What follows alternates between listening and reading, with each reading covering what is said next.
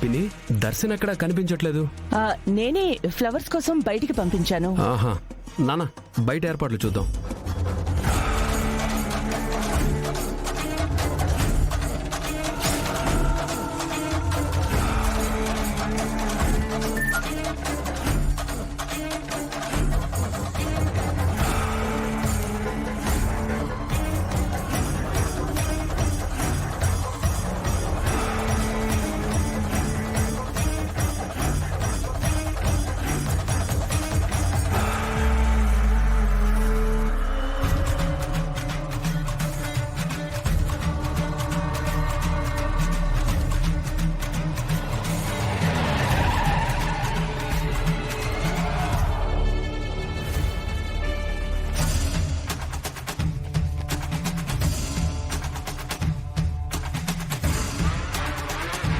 ఏంటన్నా ఇంత ఆలస్యమైంది?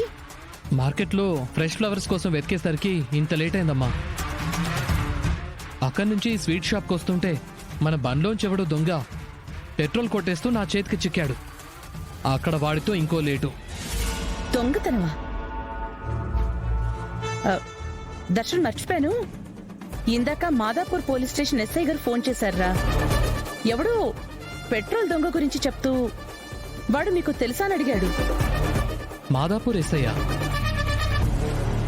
అయ్యో అమ్మా, ఆ దొంగని పోలీసులకు అప్పగించిందే నేను. మరి వాడి గురించి ఆ ఎస్ఐ నాకు ఫోన్ చేయడం ఎందుకు? తెలుసా అని ఎలా అడుగుతాడు?